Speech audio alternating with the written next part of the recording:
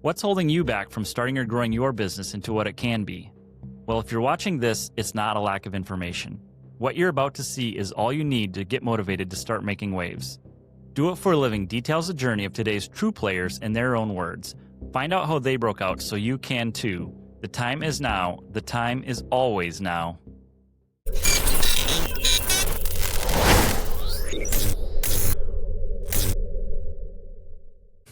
Welcome back to another episode of the Do It For a Living podcast. I'm Kevin. We got Richard with us today. Hello. And we got our guest today is Chris Hagen from Inertia Lab. Inertia Lab is a local shock rebuilding company. I guess he's local, but it's you send him your shocks to get rebuilt, and we're going to go into that in detail. But before we get started, I did want to say we got some new features for My Shop Assist. One of them specifically for him. It is going to be QR codes and a Kanban system. So if you're using MSA, we now have the ability to print out QR code labels. You can put them on like wire tags and hang them from like engine blocks, your keys. So if a customer drops a key off for a car, you can tag it with a QR code. If you're using MSA, you just take your phone and you can just use the camera and it will bring you straight into the job regardless of being in the app or not. Also, if you're on a PC, you can use QR code scanners like a barcode scanner and just beep, scan it, and it'll bring you straight into the job. Makes it super easy if you're working on engines or, in his case, shocks, because you can just have a whole bunch of them laid out on a bench, and you're just like, I need to work on this one, and then it will just bring you right into the job.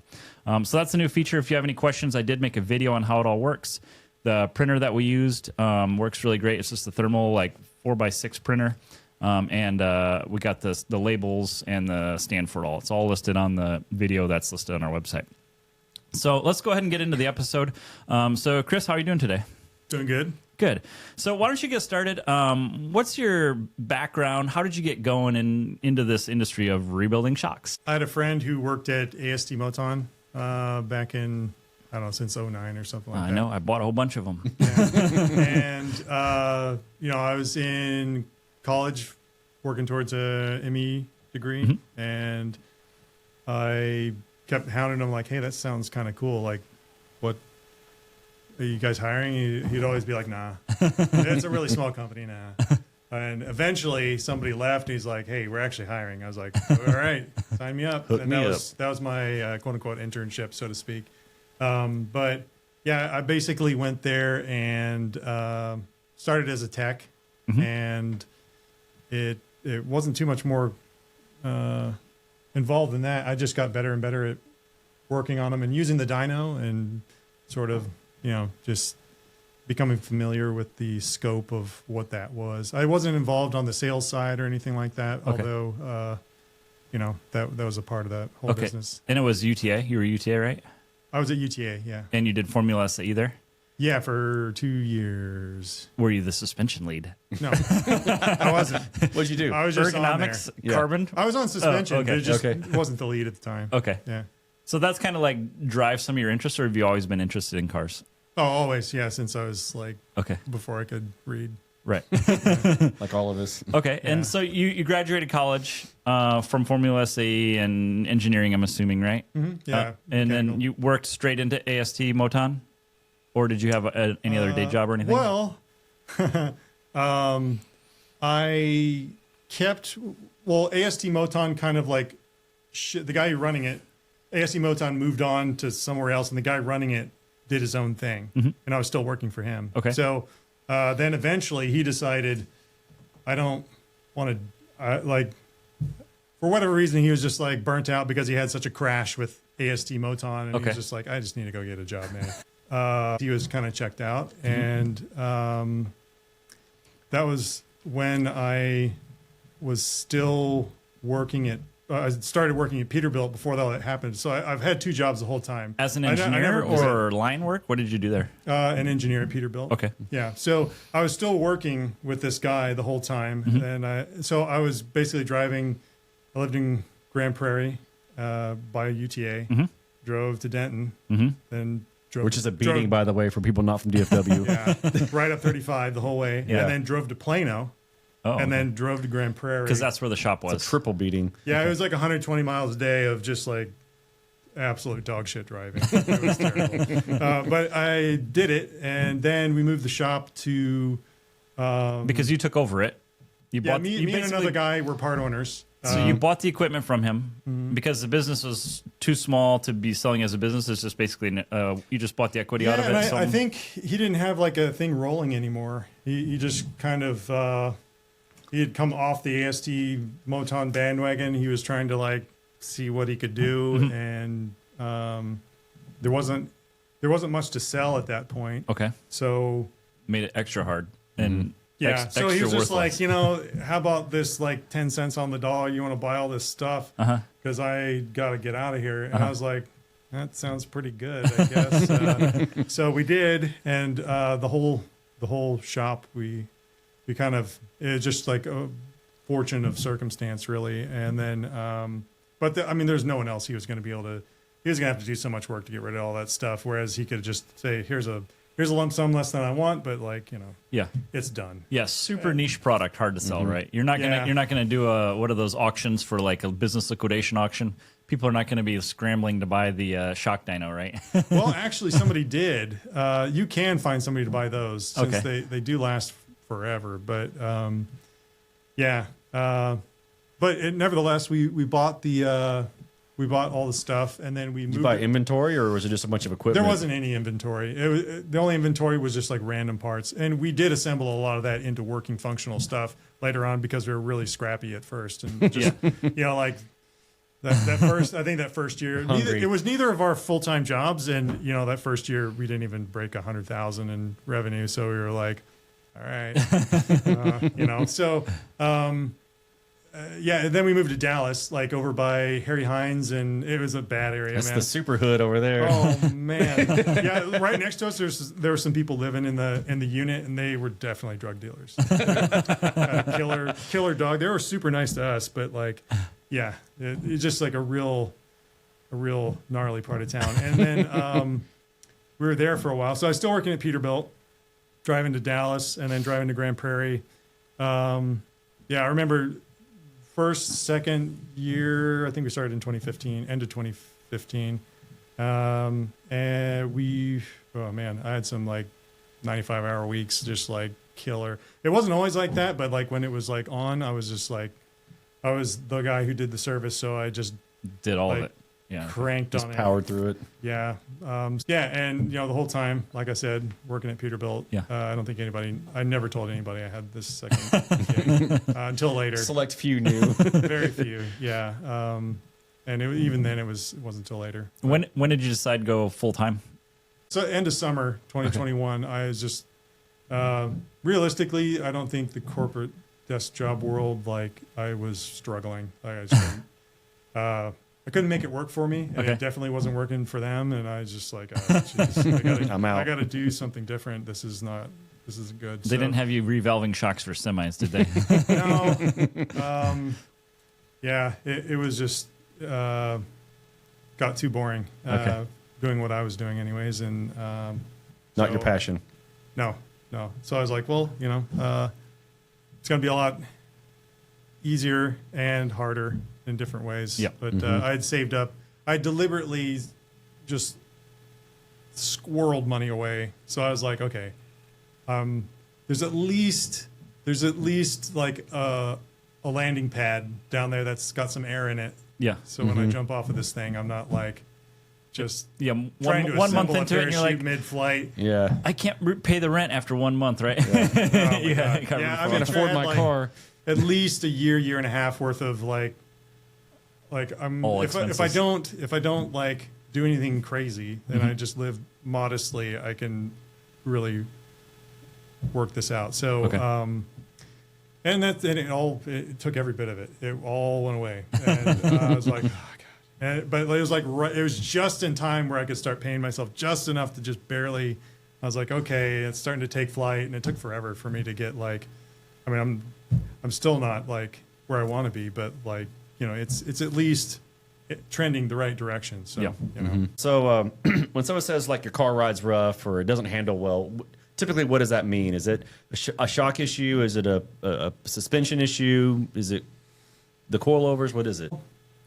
Usually, if by the time they're calling me, they sort of know, like, these have been on there for 10 years, or my car's got 120,000 miles and it's on stock stuff, or there's fluid everywhere. It rides terrible. They're leaking. Yeah, so it's usually not like a hard nut to crack.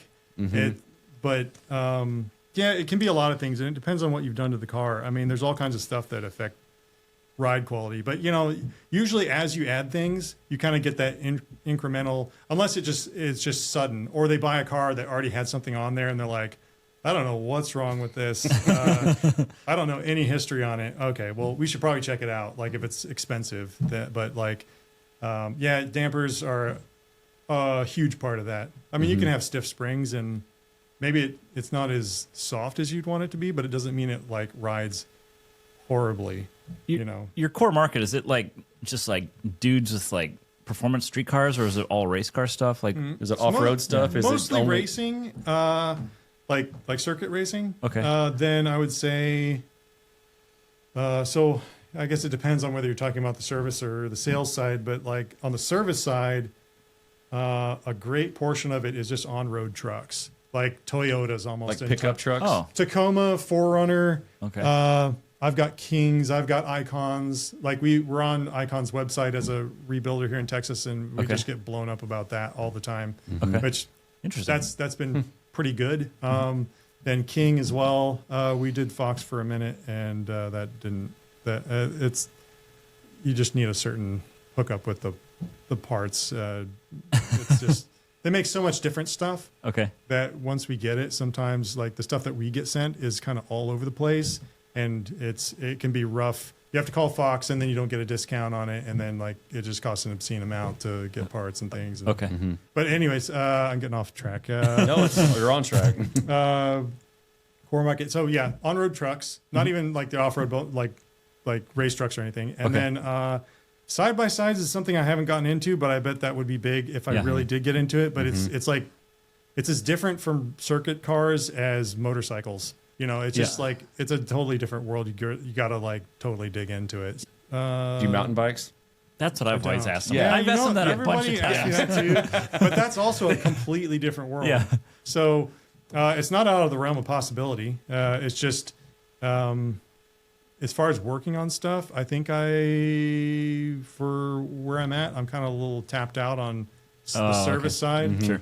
Because managing any more than I say any more variation that's where the struggle kind of comes from.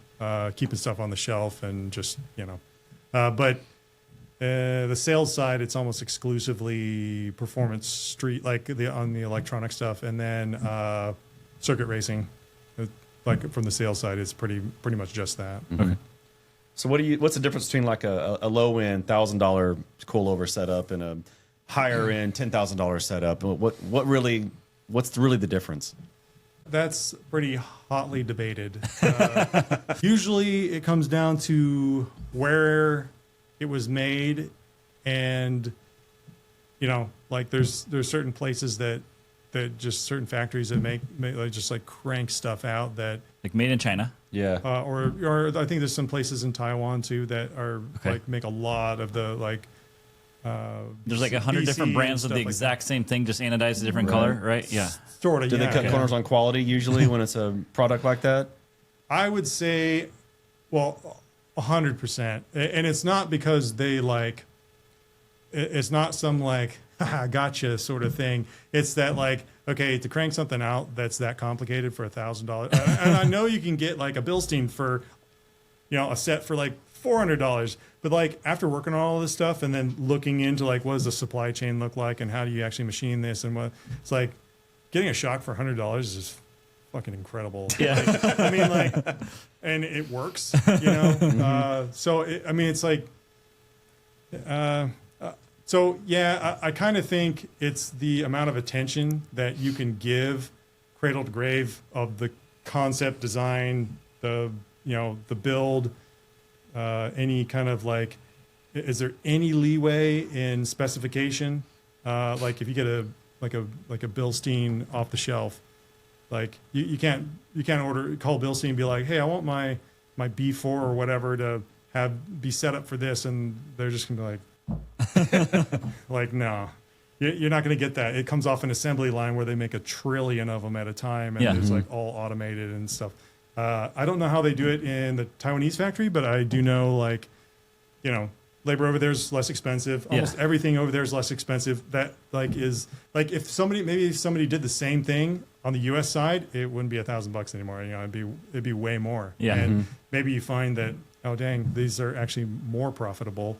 It's just made over there. Yeah. Or, you know, something. I'm just. And if it's made in Europe, it's twice the cost of here, right? I don't know. It just seems like that's all It's the all brands about the come from same. Europe, Yeah, right? It just ramps up as you go east. Like, it kind of depends, I suppose. I don't know that, like, the only brand over here that I can really compare much to is Penske, because I know they truly do make or machine a lot of the stuff over here. There's a lot of the processes happen over here. There's other brands. There's another brand over here, MCS. I don't know how much of it actually gets machined here. I think it's done elsewhere, but I know it's at least assembled here. And it's a U.S. U.S. owned It's a company. U.S. company, but Okay. the people who founded it, the main guy came from Moton and who Okay. came from GRZ. So he was from the Netherlands. He's from Europe. So I think that's how it all goes. They all just they work for a company and then they move to another company and they just keep starting their own companies, right? Yeah, They but, sell that, move on to the next It's one. a black You know, magic product, right? but I don't think they're any less expensive than what's over in Europe. Ultimately, I think it's. Quality is similar and products are similar. Yeah, well, I don't know. Everybody has their own like recipe, you know. Yep. And they do different things well, and sometimes they do different things not well. And it's not like a super like hard dig. It's just like, you know, it's like anything. There's a lot of components. There's a lot of things to get right, and just what are they focused on, really. So, what are some of the telltale signs of it when you need a rebuild, like on a street car, and then the same thing with like a race car or a off-road vehicle? Like, when do you know it's time? Well, the most common factor is leaks. Like, oh, hey, I noticed that like there's a puddle, or oh, it's damp at the top. So that, but beyond like that super obvious, sometimes they'll make a clunk and you can think it's a top mount or some spherical or whatever. And it's What really, is clunking inside of it? it's cavitating. It has no nitrogen. Oh, okay. And so it'll cavitate. Because I know that sound like immediately on every car I drive. I'm like, your strut's blown. And I Yeah. never knew what it was making, but I knew it was in the strut.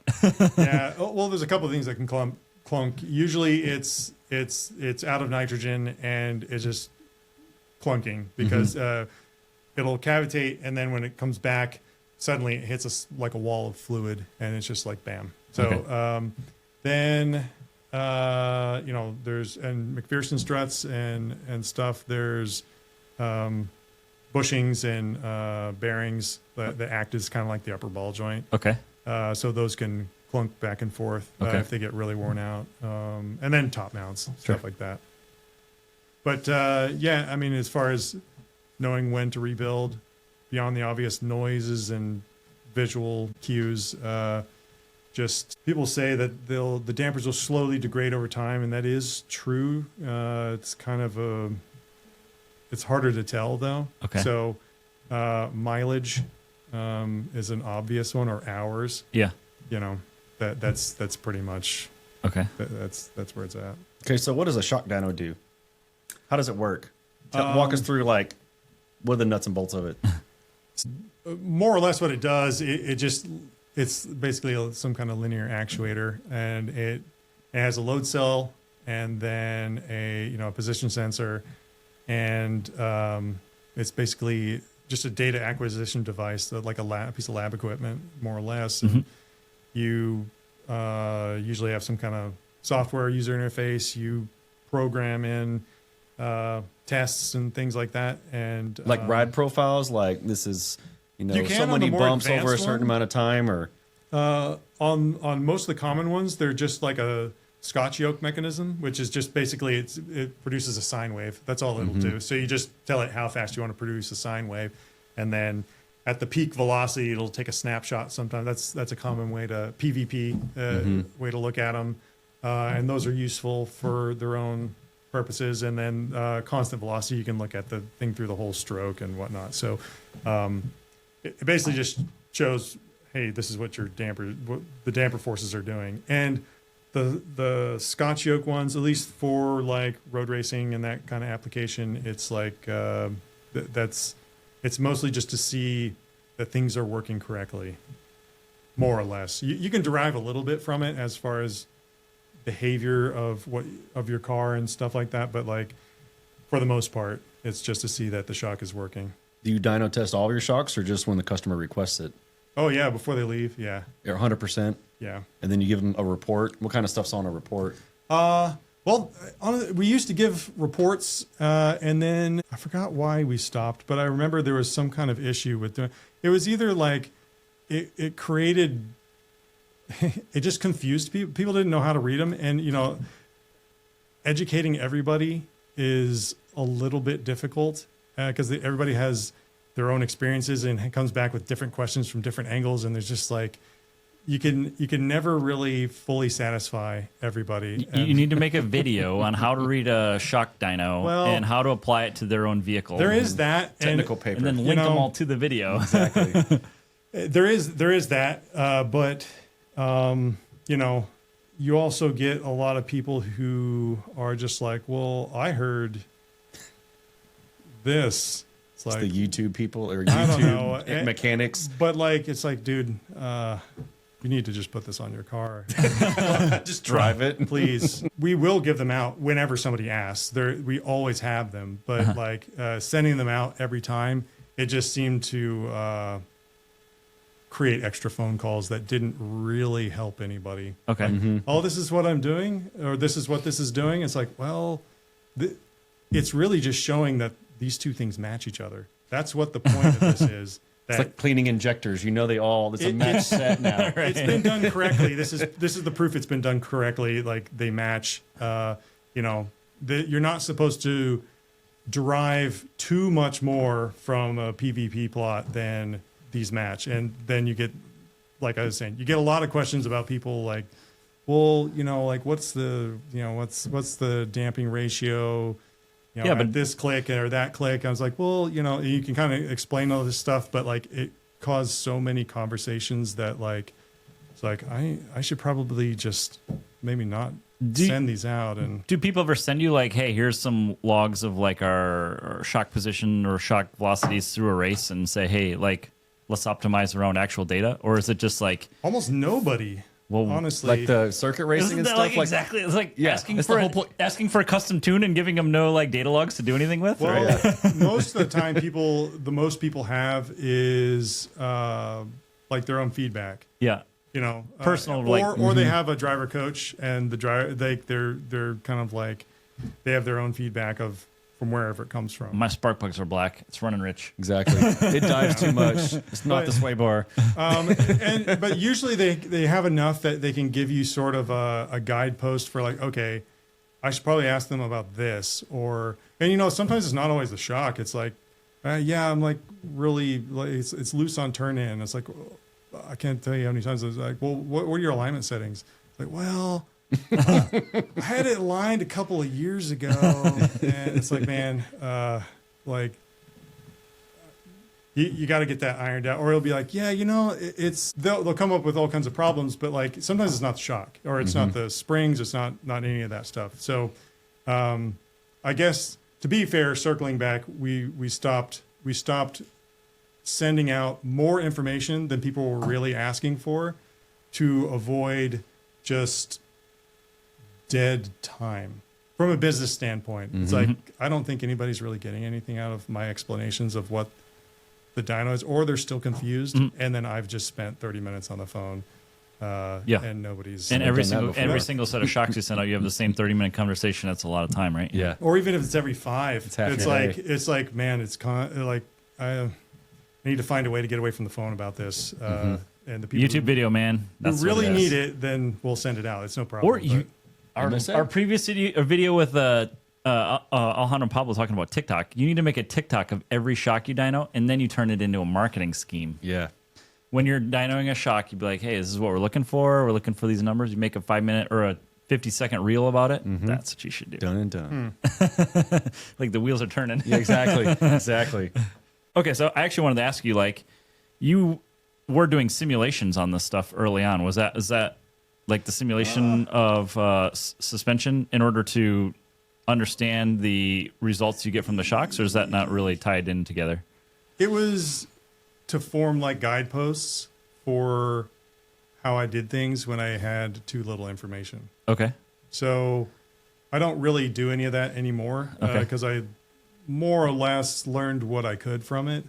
Not that there's not more to learn, but it requires some like, it requires more than just being behind the computer. Okay. And like having real information Yeah. and like, so being that like we don't have a shop car or anything to, Yeah. that, Well, that's what we did with Josh's Orange Evo. We put shock pots on all 4 of it, and Yeah. we logged at every track we went to. So we were logging.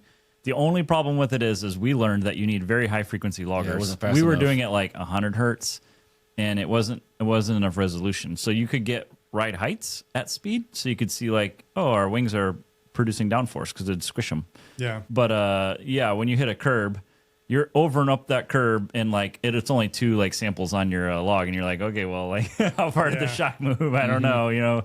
So we needed a faster logger, and the one we had on the car was not good enough for that. But Yeah. all this new modern stuff is plenty good for it. This is 10 10 years years ago ago, at yeah. least. I yeah. do have a car that I'm going to now make a setup for, and then we're gonna. Your personal car, or Yeah. okay. But it's not a track car. It's just a dead stock Corvette. Okay. But, and we're gonna drive around, do different things in it. Okay. But that's all to come. But it's something that's necessary. I mean, even from just, you know, every car is a little different. You can do one thing on that car, and it maybe that's not the right thing to do on a BMW as far as like, you know, how you set it up. There's just so many different things. But like, as far as collecting information and you know, just ride is a surprising amount of the questions that we get. Like, hey, I want to ride well. It's like, okay, well, I know some fundamental things about making a setup ride well. Really honing it in, though, like it's really tough without the exact car. Yeah. Like you're And only you- going to get it so close, being so far away, and in you know, And you're remote, you almost never even see the car. You're just almost never taking the shocks yeah. and shipping it, right? Yeah. Yeah, so that's another thing. It almost seems like just, I don't know, if 10 years ago, if I were watching something and I'd be like, well, how the hell does this person know how to do any of this? And so it's really weird how it kind of comes into focus. Initially, it started out because I was like in FSAE and I was like constantly just like trying to, I had MATLAB and some Yeah. other stuff. And it was just like constantly just trying to quantify stuff. Even if I didn't know exactly what I was looking for, I would just try and find anybody who could like Yeah. give me some feedback or give me something. And, you know, you do enough things the same way a few times for a similar vehicle, and you get enough of the right feedback, you get some good data points, or one guy who works with you throughout like a period of Yeah. time. And then, you know, you end up working on other kinds of cars or different setups, and you get, at this point, I've had thousands of people's feedback, and a lot of them are really competent people. And, you know, it's not just driver feedback, but that is a huge part of it. Just like, you know, how people perceive things. Sure. So let's talk about the business. What kind of space are you in? Do you have any employees? You're obviously full time with it now, right? And you're not having to drive back and forth to Peterbilt. So kind of tell us the core of the business here. You don't live there, right? No. The pallet rack would fit a He twin. became a though. drug dealer, though. That's how you make so much money now. Exactly. Yeah. I've got me and 2 other people there right now. I don't count any of the. There are people I interface with a lot, but it's I guess it's contract more than anything, and it's not like you're not physically present. So Okay. So yeah, I've started training somebody to do more of the operational stuff, and he's gone this week, and that was brutal. Because now you had to do it. You had to make up. It's my brother actually. Okay. and he has no background in automotive, so it's been a lot of training, and also just the fact that it's really niche. It's kind of hard to train somebody up, even if they've worked on cars or whatever. Just Okay, so reaching back to our previous episode, we talked about standard operating procedures. This is something that's super valuable for you, right? We are coming up with those. I've had him making SOPs for some of the more fundamental things that have been going on, and we're constantly adding to it. Like how to run the shock dyno from start to finish, or how to disassemble and inspect and clean and reassemble a shock? Shocks are so different. From brand to brand? They can be. Like what needs to be, they're very similar on certain, just like engines. Yeah. Like, I imagine it's the same thing. Like, an LS versus, the 4G Evo. or whatever. Totally, there's nothing remotely the same other than the fact that they are fundamentally the same. Yeah. Right. So, but there's probably different things you got to look out for, different ways you think about building them and all this kind of stuff. So, that translates into these in that, okay, there's problems here, there's problems there.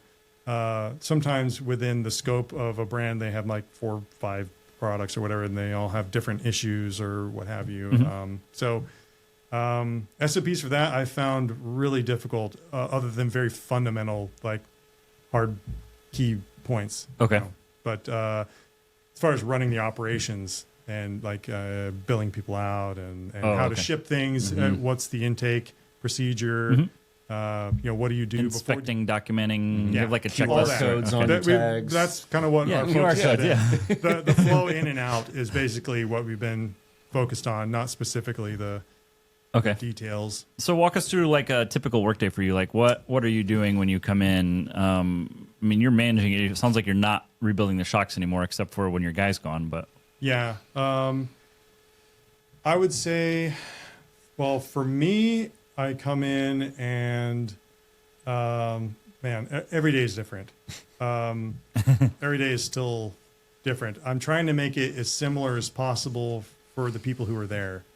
Who I'm paying to be there. The operations guy is kind of he knows his zone of I need to watch out for this stuff. And I'm more kind of trying to glue them together and then take care of the extraneous stuff. If something needs something calculated or something needs I don't know, a custom build or something. I have to work out lengths or whatever. I'm the person who does that. But yeah, as far as job positions, I try and make, the tech, he's only doing tech stuff. Okay. And then the operations guy, he does the intake, he bins them, takes the pictures, disassembles the springs and stuff, takes the pictures, cleans them, puts them on the shelf in the slot for the ready to rebuild. Okay. And then the tech goes and grabs them, and the only time that he needs to really the tech needs to talk to anybody is, hey, there's a problem, or hey, I've never seen this before, or here's the parts we need. Okay. And then the operations guy picks it up. He has a different column in MSA. Yep. He picks it up from, and then the Kanban column, That's right? Best column there.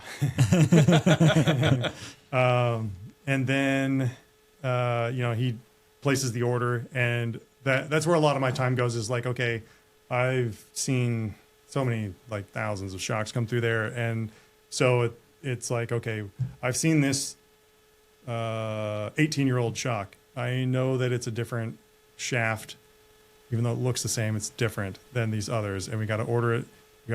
We have to call Olin's or whoever because it's not going to be in the. I have a laminated thing. It's it's not going to be in there. Okay. We've got to stuff like that where I'm just I've seen a lot, and In your customer service too.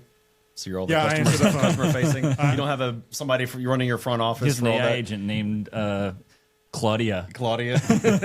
no, yeah, I This is answer the Inertia phones Lab. too. What can I help you with? Yeah. I'm trying to pass off a lot of the emails, the general ones, and when it requires technical stuff, then they pass it to me. Okay. Then I answer the phones because it's still my phone. I haven't gotten away from that yet. Okay. I probably should, but The MSA built-in messaging. Well, tell us your I do use that. Yeah. Yeah. tell us your tech stack. So you start with Jotform, which is funny because there's another customer of mine named Mike that said this years ago, and I was like, it just went in one ear out the other, and I just totally had no idea what he was talking about and didn't look, which was a mistake because when you told me about it, it's super cool. It's just like build your own form. It's like dirt cheap or free. Free. And Yeah. you can pay to get rid of the branding on it, but you make your completely custom form, and yours is absolutely bananas. Like, it's the craziest form I've ever seen anybody put on a website. But you just take that, you embed it on your website, and then people fill it out, and it either sends you an email. And because of that, we integrated it in MSA, so people fill that form out and just drops all the information straight into your job in MSA for you. Yeah, I mean, it was really, even before MSA, it was really good because I went through the effort. Then they show you how to do it of having it populate a Google Doc, and so you just look at the last few lines on the Google Doc, gives you all the information you need. Now it's in MSA, which is 10 times better than looking at a Google Doc, but because it also populates the job and all that kind of stuff. Sure. So, yeah, no, it's been excellent. It's free to get started. I think you only have so many entries. So many times you probably have a submit. lot more than me do, but we get them at least one a day, but I've not come anywhere close to the cap of that. So Yeah, I'm not close yet either. Yeah. But I figured at some point, like, they've been so valuable, I might just Pay throw for it. them. I might just pay for it because I just feel guilty. Throw some dollars. They deserve it. you've been advertising on your website for them for however long though. Everybody Yeah. sees it, right? Yeah. Okay, so you got Jotform going in MSA, and then you're using QuickBooks. Yeah, QuickBooks Desktop. Okay, for all your accounting stuff. Yeah, You do the billing through QuickBooks as well, yeah. and credit card Currently. processing. Who do you do that through? Is it integrated into your QuickBooks, or is it something totally It currently separate? is integrated into QuickBooks. It used to be. Because 100% of the stuff is paid with credit card for you, right? You're just everybody's No, the paying dealer remotely. stuff. The dealer stuff is ACH. Oh, okay. Yeah, so that. Because the shocks are expensive. Yeah, and I give a discount that leaves me with what I need to viably. Like, I've determined, like, I'm not going to go less than this because ultimately it's not worth my time to go less than this discount percentage. And the banks so I take can't- 3% of it. I can't have 3.3% go eat into that, and then that's like, a ton of the profit. So it's just like, Yeah. got to do ACH. Sorry, if you're a dealer and getting a discount, that's just what it is. Yeah, that's the problem with general repair is they make 100% margin on a part. But when you're selling a $5,000 set of shocks with 10% margin or something really super slim like that, it's super hard to make money, huh? Yeah. So when you sell it direct, you're responsible for all the support and everything that goes into it. So like, hey, there's more margin there. I can go ahead and just. Most people want to pay with a card, so I'll let them do Amex, whatever the heck, because there's enough there to like, okay, I can still support this and eat. It's not a big deal. But with dealers, it's like, this is the minimum. I can't just eat a whole credit card. Exactly. That, yeah. Exactly. Okay, so you're making money on sales. Then the service side of things, they're shipping you a shock. You have your whole process of disassembling it, putting it in bins, doing the dyno, boxing it back up, and shipping it. Yeah. And then you're sending them credit card payment requests, or are they all paying with ACH too? No, the they're repairs? credit card. I mean, I send them a request, and they're both on there. Okay. Everybody just picks credit card if they want to do credit card. Okay. So most do. Okay. Yeah. But basically everything is, you don't see anybody. That's why you can have a small, I mean, your building is probably super small, right? What square footage are you in? 1,200. Okay, yeah, I super think that's small. what the lease says. Okay, yeah. I haven't verified it, but it's pretty close. Enough to that you do have a lift in there that you can put a car on there? Or Oh, do you- yeah. So you have like a development sort of area, I guess? Okay. Yeah, it's got a normal. It's just a single bay, and Yeah. then there's a door to the side of it that goes. It's like 26 feet wide or something. And yeah, I have the lift. I positioned the lift so that the car was a few feet from the door. So I hate it when it's like right on something. Right. And then there's a few feet around it either direction, and then the rest is just shock stuff. Racks and shelves or whatever, and then your benches. Okay. Okay, and then again, back to the previous episode that me and Richard did with manufacturing processes.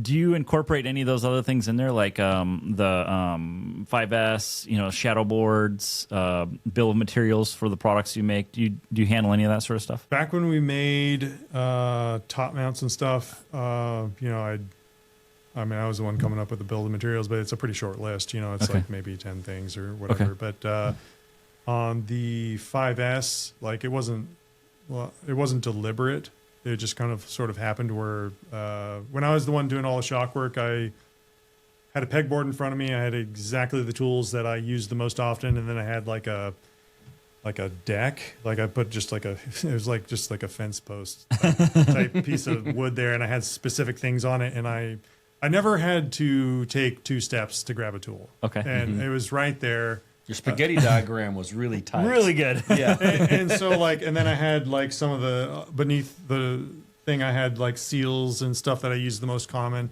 And so like, if there was something that was really, you know, and then the dyno was right there to my left. So like back in Dallas, it was set up, I would say, pretty well for doing the specific things I was doing. I could really power through stuff probably faster than we can do it where we're at now, just because of that alone. And then the shipping part of this, you're shipping heavy stuff all the time. Yeah. Are you direct with like UPS or FedEx, or do you use one of those like Pirate Ship? Is it called Pirate Ship? Or there's a bunch of those. I've never used them. I know I've only had a UPS account, and then when I think we've had both, but we dominate one depending on the area we're in. And we just find that like, okay, well, in this area, UPS outgoing, like there's no UPS store even around if we miss a pickup or something. So then where we're at now, we picked FedEx, and we just like ship a lot of stuff, and I just keep calling and say like, give me more discount. It's pretty good. I mean, I get a pretty good discount. Like it's not like subtle. It's not a subtle amount. It's quite a lot. And then I try and pass that on. I don't like try and pillage people for money, but like, we do upcharge for probably not enough, but like we do upcharge some amount for the fact that we're using our own boxes. We're using our own. And I try, this may sound shoddy, but like every time something comes packed with paper. Like, I recycle all that stuff too. Yeah. I have a whole 55-gallon thing. I just like put it in here. And I just recycle all that stuff. And then we have U-line for the rest of it. And I don't know. Yeah. Yeah, I do the same thing. I used to do boxes, but when we started manufacturing our own stuff, it made a lot more sense to have a common box instead of just whatever random box that came in the mail. But we have like, I don't know, 10 sizes, and like some of them we use a lot, some of them we don't use at all, and and it's never enough because shocks are all shapes and sizes and like, weights, and we try and keep it under 50 pounds because they have this triple the price if you go over that. It's a big step. Yeah, so we'll even break up shipments into multiple shipments just because it's cheaper to use 2 boxes than, one big heavy one. Yeah. Okay. So before we started the podcast, we were chatting, and you said you have a mentor that you meet with once a month. Kind of, how does that help you? What do you get from that? What do you guys talk about? Usually we meet once a month. Initially, before it all started, we had kind of like a 2-day like intense sort of. And is this guy like involved in the shock business or the automotive business, or just a business person? He was involved in like he was a partner in a retail business, I don't know if you call it retail, a wholesale business, I guess you'd say. They sold parts and things. I don't know the full extent of it, but they ended up selling it. But he was kind of like, I don't know, focused in the strategy and stuff like that. And made some improvements, and was like, I'm going to start doing consulting, and he does that for a number of people. And so we meet once a month and just discuss like planning and like, hey, what are your goals? And like, hey, every quarter kind of breaks things down into like core like what things. Can you actually accomplish? Yeah, or just like, hey, make some core, like based on where you're trying to go, here's the core things you need to accomplish, and then further break it up like week by week, more or less, like how to stay on top of actually doing that, because you go in there, and honestly I struggle with that. But actually going in and getting them accomplished, because you come in here and you can get like sucked away in the hurricane of just emails and people and called, and where is this thing? FedEx delivered to the wrong place. So that's what I was dealing with today. I had a package that said it was dropped off, and I had no idea where it was at. Thanks, FedEx. So one of your things is like explaining the problems that you have, or not that you have, that your customers have, and that's a customer service sort of aspect that kind of maybe differentiates you from other, I guess, shock rebuilders. Or are you the only person that rebuilds shocks? Oh, I'm definitely not the only person that rebuilds shocks. Okay. But you're saying, Giving people feedback and helping them and kind of walking through the problems. That's something that like you could be just a magical box where I just send you some shocks and they come back, and then maybe they work, maybe they don't. But like when you explain the problems to people, does that bring extra customers to you, word of mouth? You don't have to do as much marketing. I've not actually correlated that, but I do kind of. I don't know. I honestly don't know how much other people are explaining. I've not like been a customer of somebody else. I just figure like if I guess I can give at least one example, maybe two, but like, you sell a new set of shocks and it's a 3-way and it costs $7,000 or whatever it costs. It's a chunk of change to most people. Even if you're well off, that's not play money for most people. So. You need to know how to use them. Otherwise, why did I sell them to you? Yeah. So in my mind, like I'm going to have to talk to this guy for at least 20 minutes to give him like, hey, here's kind of what this does. Here's what it doesn't do. And if he's like really gung ho about it, just like that's enough. Cause sometimes it's best if you just let people like take off with it. But like a lot of people are like, man, can you give me a starting setting? I don't know what to do. I was like, okay, yeah, do this because, I know how the shocks behave and a little bit about the car at this point and can usually get people started off on the right foot at the very least. And a lot of times people will just leave it there. Usually it's okay at the very least. If it's not good, it's okay. And sometimes that's good enough for people. And they're just like, I know you explained all this, but like, okay. But, on the service side, people need help too sometimes once you get stuff back, especially after you revalve it. And then the customers you deal with, like at least when you were working, you used to have stuff shipped here for a little while I think it was when you were doing your 100-mile round trip. But you dealt with a lot of shops. And so me as a shop, having the ability to be, hey, my customer needs some shocks rebuilt. Is it easier for you to deal with businesses like that actually do like the service, or is it primarily you're dealing with like end users, like the people that are just working on their own car? Do you have like a dealer network of people that send you stuff? How does that work out? I do have a dealer network, and I would say it's half and half though, because the issue with shops is either they're totally prepared to have a car in the shop for an extended period of time because they're doing a lot of stuff to it. And they're like, okay, having shocks sent out is just a part of it. Yep. Sometimes you got to send a transmission out or whatever the heck you got going on. And so it's no big deal. But sometimes you have shops that are like, so can you get this? Can we drop it off and pick it up in the morning? Like, well, I mean, no. Like I can maybe like sometimes it might be like 6 people ahead of you or something like that. It's like, man, I can't stuff these people. So there's sort of differing expectations. So in those cases, it's better to deal with the customer who has it on the jack stands in their garage because it's their third car. Like, and they can wait. Yeah. And you don't want to. I never want somebody to wait more than 2 weeks. Okay. It does happen, especially if logistics like, hey, I need to get this part from the Netherlands, and call them and like, well, the plater died. I don't know. Like, something's happened, and like we have all our ships are stuck in tariff land, right? Yeah. Right. Or something's going on. No customs for you. Anything can happen, but like usually most of the people I work with, I can usually get stuff fairly quick if there's not something really holding it up. So I would say it kind of depends on the scenario, but So what's your business model? Do you do flat rate, time and materials? Do you have some sort of labor rate, or what's your normal approach? I do flat rate for most of the shock jobs. I do have a labor rate for like exploratory stuff, or revalving, or just so it can compensate for like, hey, maybe I need to take this apart a few times because I want to try a few different things, or what have you.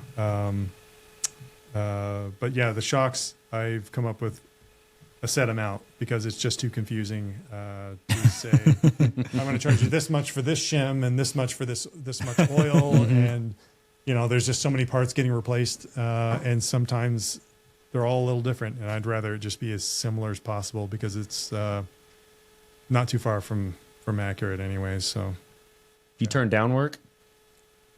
Yeah.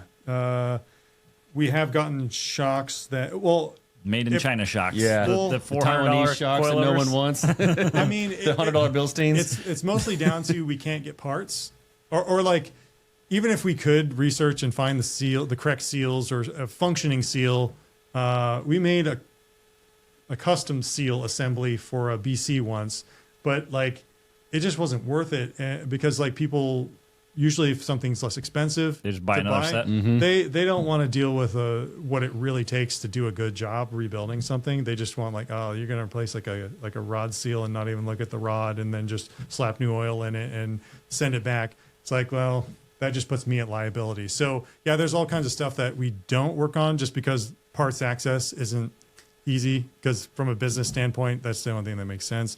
And then, or if a shock historically causes so many problems or requires so much finicky, they're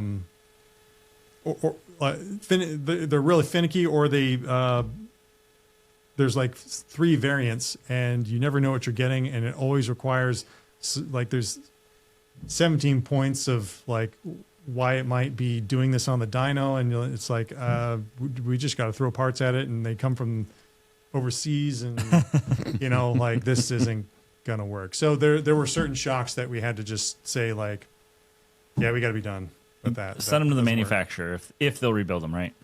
Yeah, I really think I know there's people who still do them, and we did, but like we had a I guess a level of like functionality that we required them leaving at that just disturbed me so much. Either not reaching that level or, which is ultimately what broke me. I was like, I just can't send stuff out like this. Like it will not get any better unless I charge you $1,500 in parts and then another 2 weeks waiting on it. Like this, and like this can't happen again. So, yeah, you just had to stop at some point, or something will leak and it'll leak through like some process that there's no scratch, there's nothing wrong with the seal. It still seeps out of the sides of the bores, and you're just like, and they're just like, man. I don't know. And it's like, well, that's kind of a deal breaker there too. So Right. So you carry a bunch of different brands. How do you decide which ones you want to sell and which ones you want to support?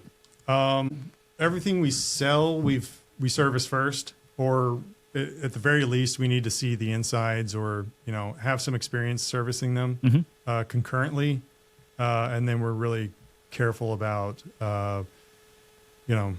usually you can look at something and have some idea of like the nature of its construction and who conceived it, like what are we working with here? Is this worth proceeding? And beyond that, it's like, okay, well, how often does what go wrong? And there is some tolerance for that, because we're there to fix problems. When the problems arise too often, or we can't get in front of those problems, then there's been one case in the past where I did stop selling something, even though I thought they were very technically inclined. Currently, we're sort of on pause with somebody that has been having a lot of problems. Like supply chain problems or support problems or all the above? Yeah, I mean, currently 6 ways from Sunday, it's just like a lot of different types of issues. But ultimately, the ones that like kind of stop us in our tracks are when there's product issues that we just, there's no way for us to really get in front of it until it's happened, and then somebody has to take it off their car and send it, like that kind of stuff. It's created some embarrassments that were, you just have to reconsider things at that point. So, the whole point is to avoid that, to work on stuff so that you see that, because there's a lot of places that will install stuff and just be like, problems, talk to the manufacturer.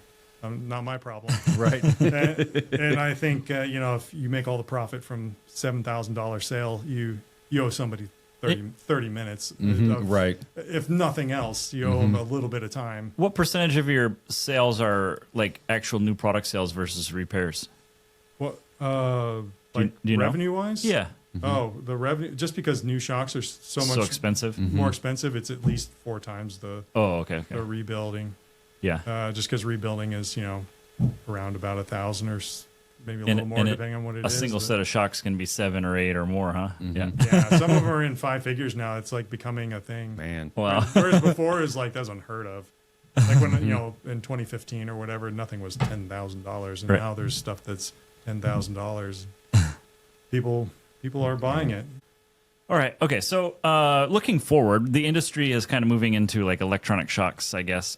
I mean, it's been around forever, but I think people have really started to apply it more. Is that kind of what the modern shocks are becoming?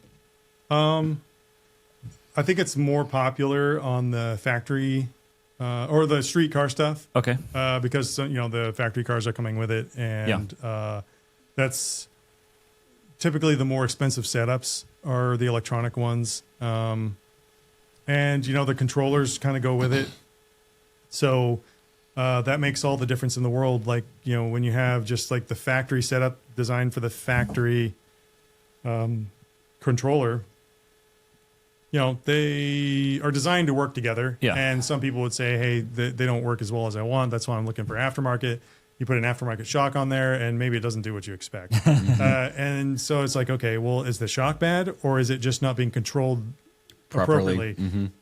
In my opinion, okay, the shock manufacturers should have considered how they control it. But sometimes it doesn't get as fully figured out first go around before they start selling it. So,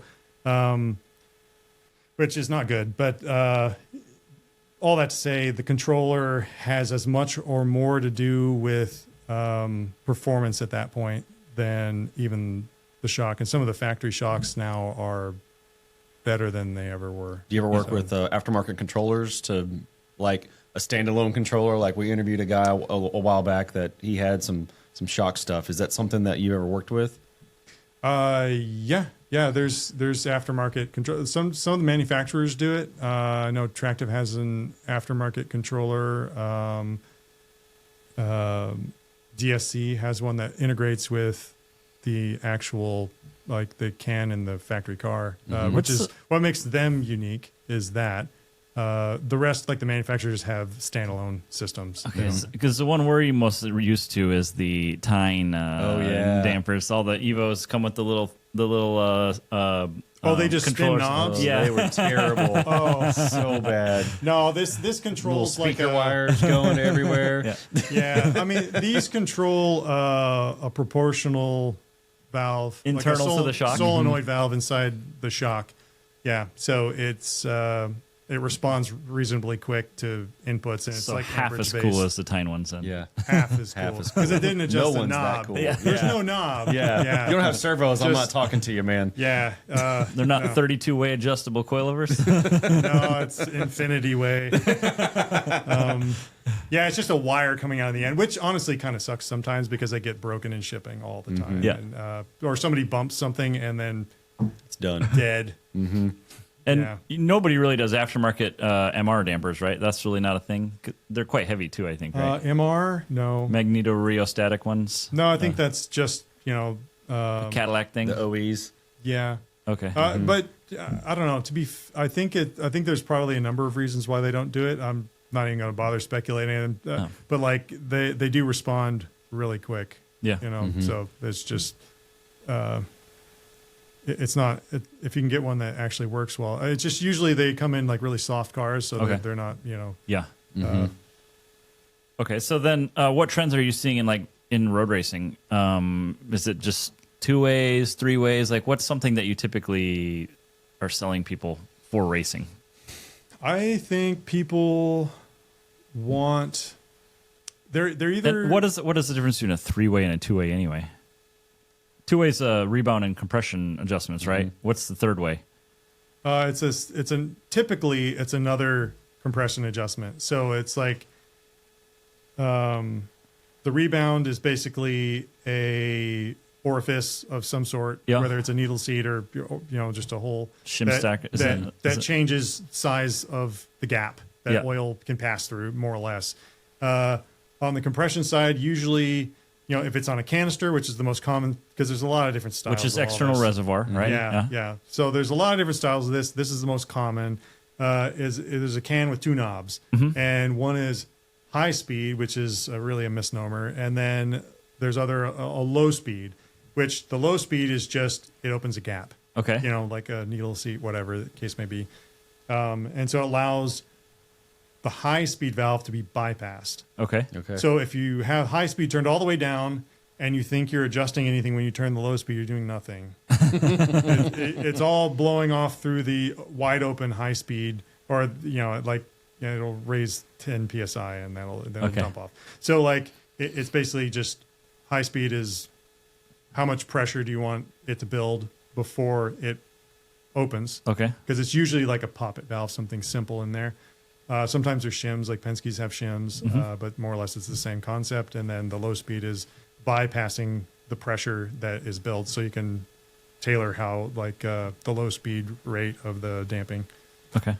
Interesting. So the third way is just a high and low speed then. So it's really not the two-way is just the high speed. So it's honestly the two ways usually. The 8300 Penske's are a little different. They have a stack in there and they adjust a needle.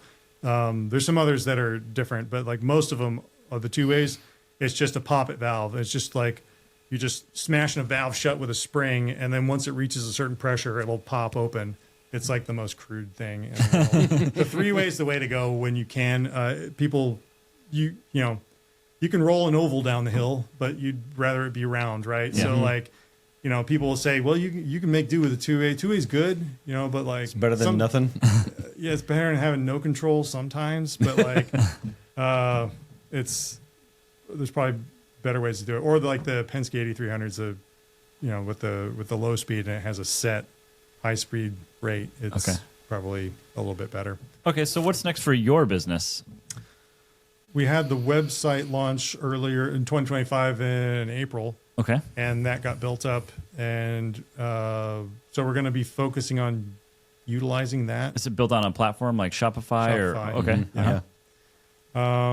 And so the person who built it did a really good job, and I need to leverage it more because we're actually getting more traffic through. Yeah. I don't even we had the website domain for a long time, and it was just mostly like a business card, but people were going to it because it was in every email I sent for like 10 years. Yeah. And now it's like, wow, people are actually using it. And I need to do something with that. yeah, and then people are using it more and more as there's more stuff to actually look up. And so I don't know if they're finding us from our Google profile or what, but I think focusing on that and then making more of our own stuff to kind of buffer ourselves from supplier issues that maybe we won't see at the same time, or just be more autonomous and independent from what other people are doing. And then here's my next sales pitch. I'm going to show you how we can integrate your Shopify store in MSA too. We can take orders, and the orders drop straight in MSA as well. Yeah, it's awesome. Anyway, okay. So then, how can people reach you? What is the website? It's inertialaboratory.com. Okay. So if you don't know how to spell that, Google. yeah, And there's Inertia, but don't do Inertia Lab, and don't put an S on the end. There's only one lab, so it's not labs. Everybody says labs. It's one of those things I couldn't predict. It's INERTIA and then laboratory. Sometimes that O gets missed. Okay. Well, thanks for joining us. And if people have any questions, you can reach out. We'll have all the contact information in the show notes and on the description. So thanks, Chris. Yeah, thanks. Thank you. Thank you for watching Do It For a Living. You can find out more about this guest, this show, and even details about what we just talked about at our website, doitforaliving.net. Check out the Facebook page, facebook.com/doitforaliving, and tell us who you want to hear from. And if you're running a performance or racing shop, check out My Shop Assist at myshopassist.com. We build shop management software specifically for the motorsports industry. Most importantly, subscribe to the channel. Click subscribe, hit that notification bell. Do it now. Seriously, I'll wait. If you're watching on YouTube, the button's right there. If you're listening on a podcast app, hit subscribe there too. When you subscribe, you help us gain momentum and attract more high-level guests. Thank you for watching, and good luck.